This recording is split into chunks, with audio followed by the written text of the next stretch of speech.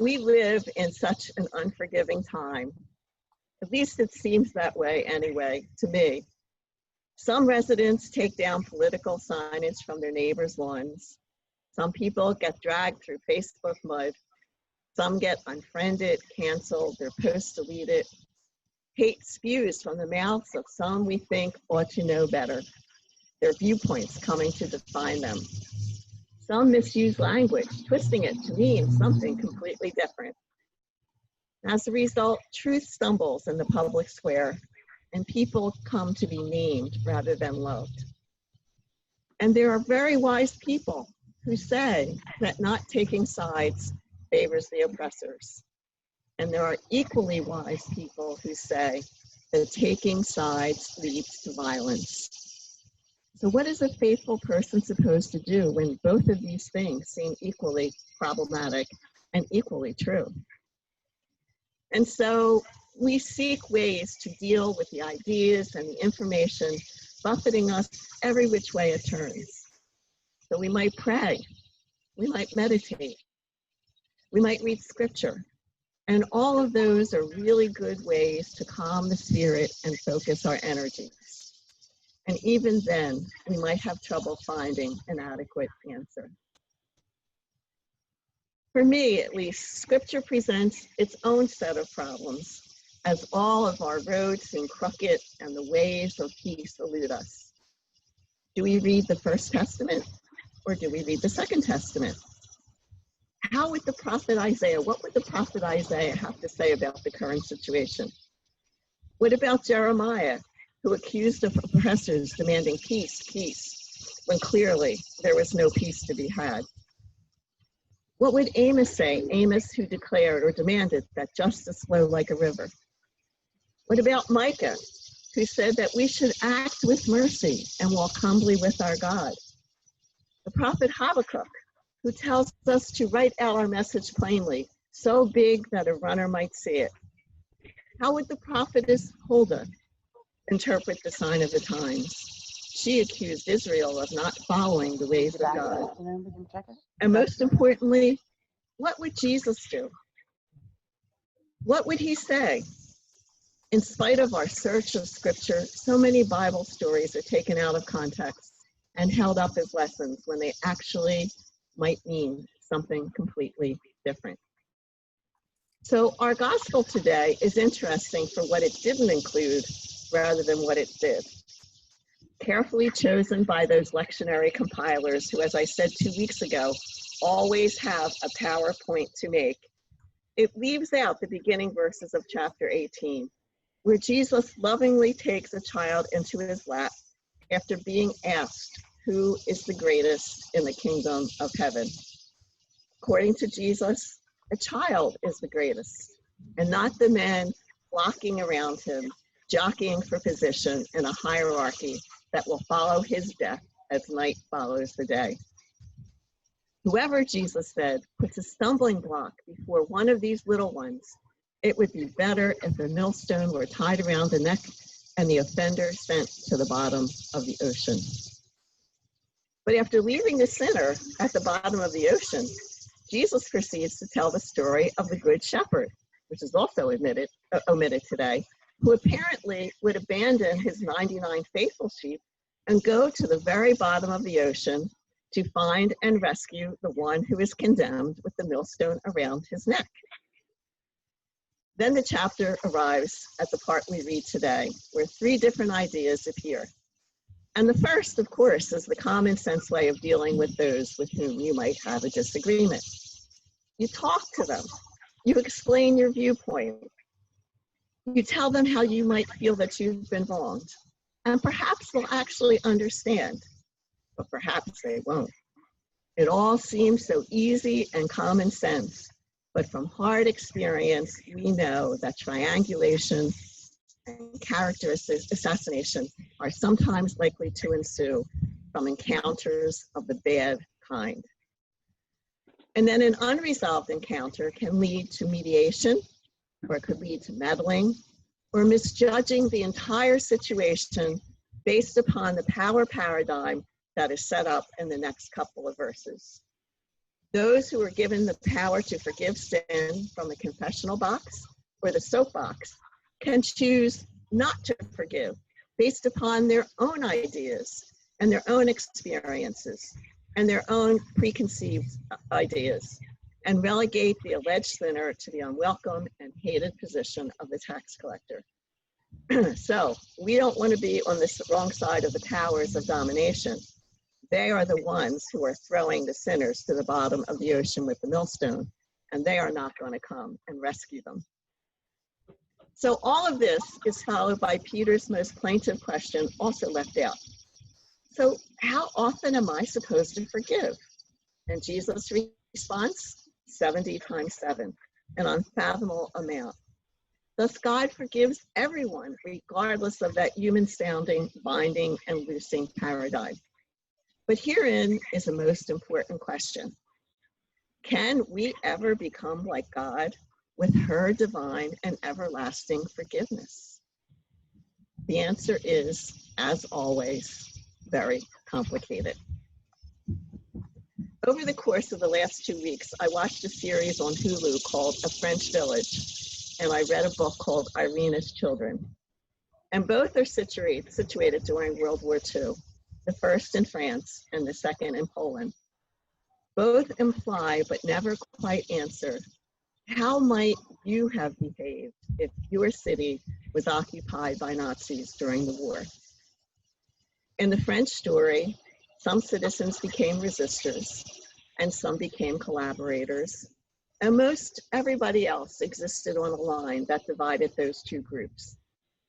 In Poland, Irena Sendler and a group of Christians smuggled Jewish children out of the Warsaw Ghetto at great risk to themselves and their family. There was no real clear-cut way for most of the real and fictional characters who were forced to live amid unspeakable horror and make appalling decisions amidst that horror. No clear-cut way to go. Some carefully straddled multiple paths, which caused problems after the war was over. Some took on the identity of their oppressors after the war and committed atrocities against real and perceived collaborators that equaled those of the Nazis.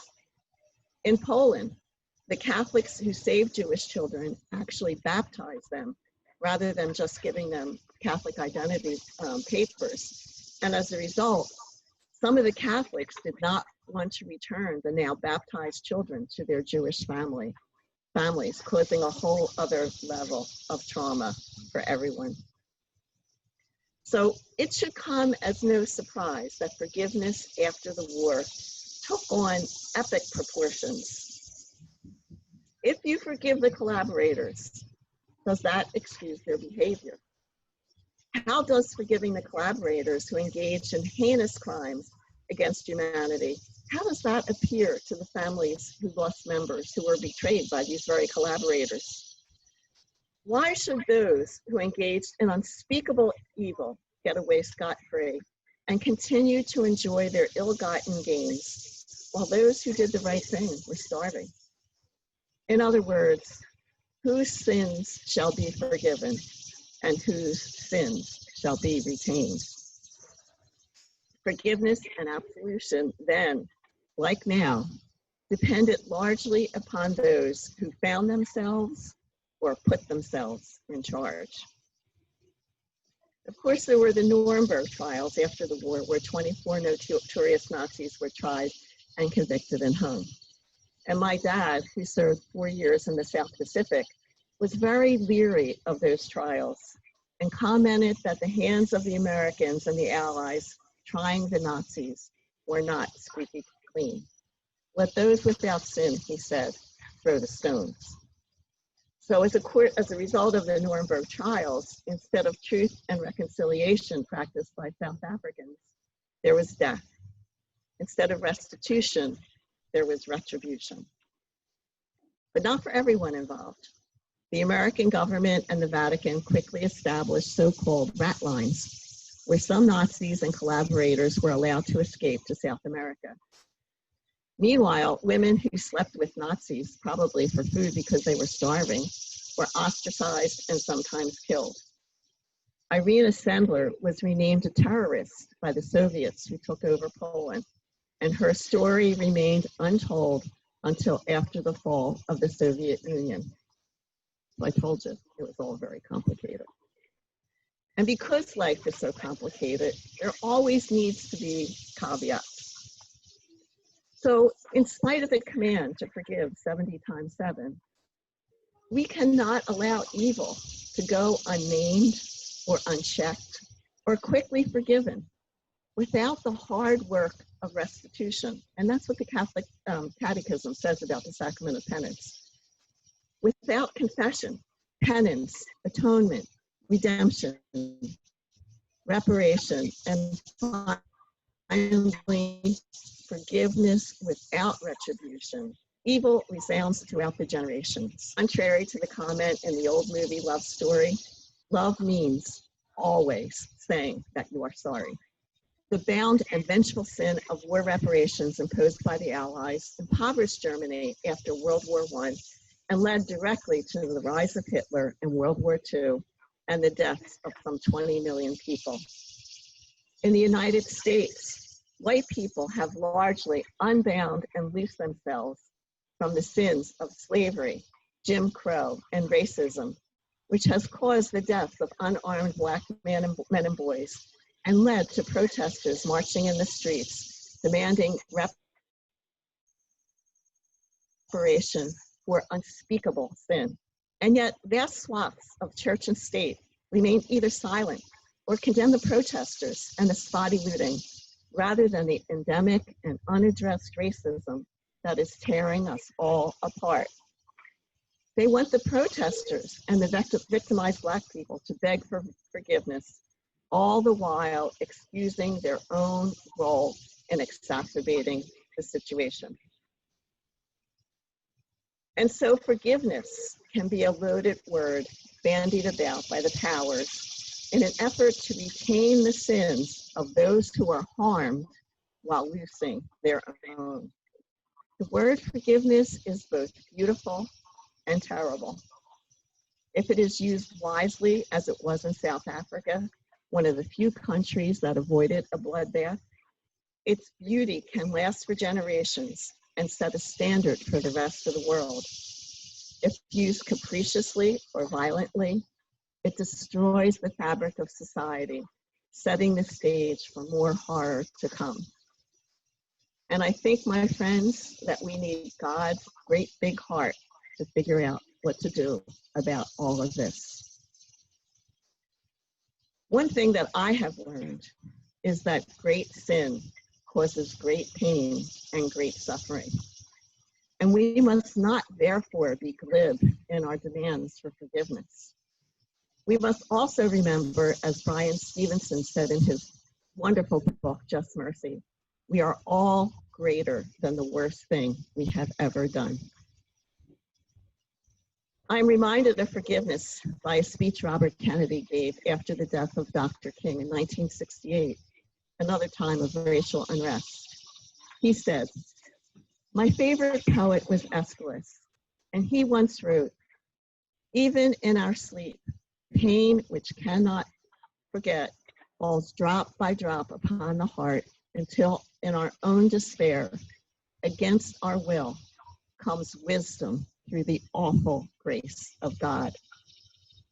What we need in the United States is not division.